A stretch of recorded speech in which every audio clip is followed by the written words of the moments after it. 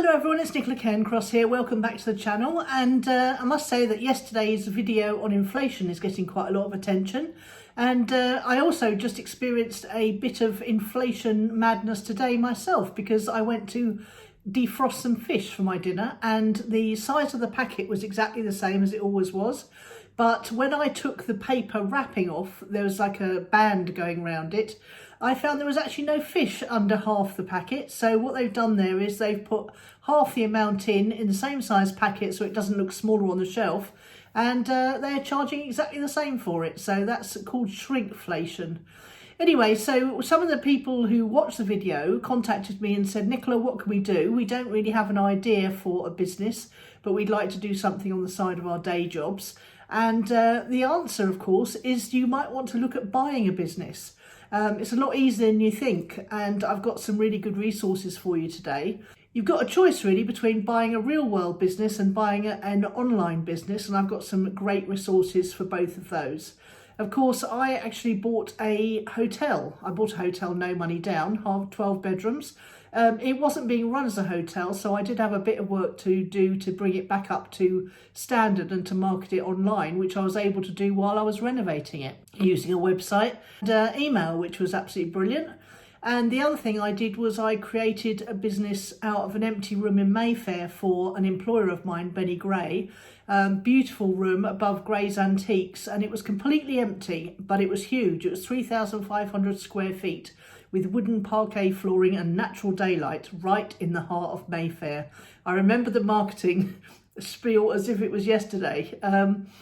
So what I did with that was I looked at all the people that had used it in the past, and I emailed all the people who'd used it in the past, and I saw that people used it for launches and for things like fashion shows and for second-hand designer sales and things like that. So I drew up a list of the kind of businesses that had used it in the past, and I contacted them all by email. I made a simple website showing the room in all its empty glory and the location of it, where it was. It was right behind South Molton Street, so fabulous for the fashion industry. And I basically set out how much people could charge for it.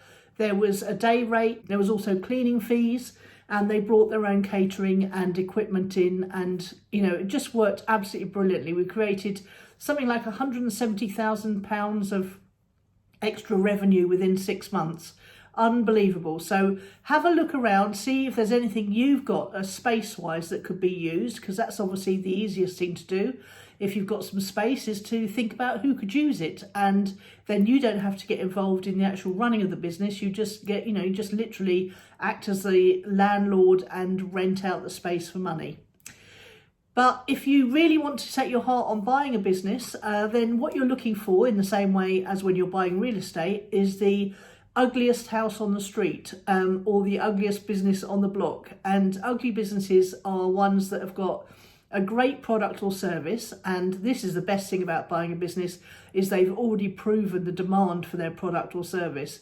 But what you're looking for is something that is unloved now because the owner is old or tired or hasn't brought it up to date. Something that could be improved with new technology, something that could be improved with better marketing. I'm actually interested in this myself, thinking about buying businesses where my online marketing skills could bring them up to scratch, and where the product or service has already been proven. And so the first place to head if you want an online business, that I would, for example, would be to go to somewhere like Flipper. Let's just check the URL for you. I think it's flipper.com. Yes, it is indeed. And all of the businesses on there they're categorized, so you can look through the different categories. I'm looking for an education come personal development come sort of entrepreneurial kind of business, where they've got established traffic and established page views and perhaps digital products that they've been selling, and people who perhaps are even a seminar company or an event company that has had enough of running the business, and where I could turn the subscribers and visitors to the website and also the customers who've attended events. So that would be of great interest to me, because it would dovetail quite nicely with building up the YouTube channel and enticing people into my Clicks and Leads Academy, which is my digital marketing course, where I take people through how to be everywhere online in the way that I've done it myself. So that's the kind of business I'm looking for. So I keep an eye on Flipper. I've got an alert on Flipper all the time. Let's just see what else we've got here. We've got Shopify Exchange. I got quite excited about for a few moments until I realised that they're going to be closing it, which is a real shame. Not sure why they're doing that, but what else have we got? On the real world businesses for sale, there's two sort of ways I would go about this. There's daltonsbusiness.com, and that's in the UK. There must be a similar kind of site in America. And the other way I would go about it is trying to find businesses for sale is I would write or email all of your local accountants, because your local accountants will know exactly whose business is doing all right but could do better, which business owners have had enough and they really are looking for a buyer, and they might not even be advertised. So it's well worth talking to accountants and also bank managers, actually, because if they've got local businesses that they're looking after, they'll know whether any of them are for sale or not. So it might be worth getting up very early in the morning and going along to some of your local BNI. The other people who might be good contacts for you are the local chambers of commerce. They know everybody, I tell you, they really do. The people who run the Chamber of Commerce are so well connected, and they might very well know businesses that are looking for a buyer right now. So it might be worth contacting your local Chamber of Commerce, or even going along to, I think you're allowed to go to 2 events a month for free, speaking to the people who run the chambers and seeing if they know anyone whose businesses are up for sale. And again, what you're looking for is businesses where the product or service is already proven, that have got customers, that have got cash flow, that have got staff and premises, if that's that kind of business that you're looking for, but one where they haven't perhaps marketed it as well as they could. They haven't run it on the E-Myth principles of creating standard operating procedures and things like that. So that's what I'd be doing, contacting local accountants initially and bank managers. Also, there are businesses for sale on eBay, but I had a quick look and I really wouldn't go there.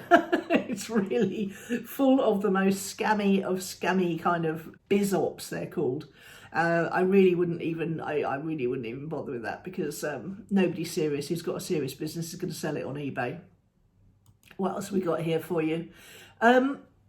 Just on the topic of buying things no money down, an awful lot of businesses are purchased in America and England, and possibly in Europe, I'm not sure about that, definitely in Australia, where the ongoing cash flow is used by the new owner to pay the outgoing business owner. So you often can do a sort of similar kind of deal to a no money down deal, where the person selling the business is the vendor and you pay them off out of the ongoing cash flow. And that is a perfectly legitimate way to buy a business in all those countries. Why would any business owner choose to sell their business like that? Well, if they're not making enough profit to justify the multiple that they want for their business, they might well be negotiable. If they're tired or sick, and they just really don't want the hassle of running the business anymore, if they're retiring and they don't want to just stop it, they put years and years of their life into it, and they'd really rather someone took it on and carried it on for them. So they might well be negotiable to a deal where they get paid out of the ongoing cash flow. So you'll need to find a business that's at least making a profit, and again, one that you can see how you would improve. Just on that topic, there's someone who I used to know from the coaching world, Jonathan J, and he's got a very good YouTube channel, which of course leads you to a webinar, which then leads you to a couple of days in a room, somewhere in a hotel, I assume, or possibly even in Jonathan's own premises, and then onto a mastermind group and an inner circle. So he's got the whole thing lined up, and I know that he's extremely adept at buying businesses literally for their own cash flow, so it's pretty much no money down. So go and check him out on YouTube. I think he's called The Deal Makers. Yes, it's at The Deal Makers on YouTube. So go and check his channel out. It's pretty good. I've watched quite a few of his videos, except I'm not really very tempted at all to get a business with physical premises and staff involved. Let's just make sure I haven't missed anything for you. Here we go. I found quite a useful article on nichepursuits.com. It's where to buy online businesses for sale, and it lists about 7 or 8, possibly even 10 online marketplaces, and I hadn't heard of a lot of them, so that is quite a good resource. Nichepursuits.com, where to buy online businesses for sale, with a hyphen in between every word. So check that one out. You can also, interestingly enough, buy YouTube channels. And I had no idea about this until I saw some of my favourite North Vietnamese farmers swapping YouTube channels. I thought, hang on a minute, I thought I saw you on another channel last week. And it turns out that you can actually buy a YouTube channel. So go and check that out. There are quite a few companies. There's fameswap.com. Now, I'm not endorsing any of these, by the way. I'm just telling you what I found on a Google search. Trustyu.com. What else we got here? Playerup.com. accsmarket.com. So, and there's lots of frequently asked questions there as well if you're interested in that. So the thing that you've got to be concerned of is how many of their subscribers have actually been paid for. You can actually buy YouTube subscribers on Fiverr.com, which is very bad.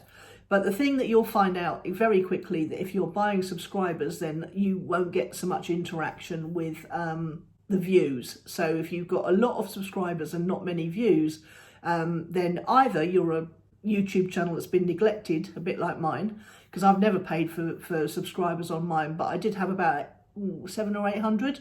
But now YouTube's getting better at knowing the people that want to watch my videos, and it's going out to my old subscribers. I can definitely see it growing week by week. That's what's happening with that. So be very careful when you're thinking about buying a YouTube channel if it's got, you know, thousands of subscribers but doesn't get many views on each video. The way to tell is to look at the YouTube, go to the YouTube channel, click on the videos tab, and have them all sort of set out, and you can see how many views on average of videos had in a week, in a month, and in a year. And that will give you a really good feeling for whether there's any shenanigans going on. But that's an interesting thought, isn't it? If you've got a particular niche, that you might want to buy an established YouTube channel rather than starting one from scratch. The monetized ones obviously have got ongoing cash flow, so I don't imagine the person selling the YouTube channel would let you buy it off them for ongoing cash flow, because they'll want their money up front. But it's an interesting idea, isn't it? Now, the thing to remember about buying businesses is that you're not buying business expertise. You're not buying being an entrepreneur.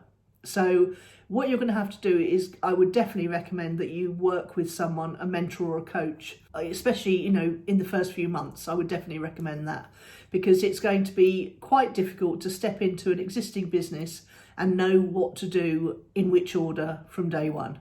So you're going to need some advice, you're going to need some guidance, and you're going to need someone to cry on if it all goes a bit wrong occasionally. Business owning is not about a laugh. Sometimes it can be quite stressful.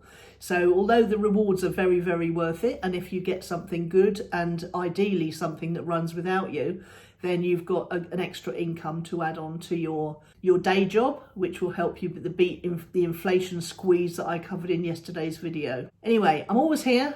So if you want to come and ask me questions in the comments about buying a business outright, do just come along to the channel and put your comments in underneath. I'm getting loads of lovely feedback on my videos, which is really very encouraging. So I thank you very much for that. And don't forget to like and subscribe to the channel while you're here. I hope that's given you some ideas, and I'll see you tomorrow.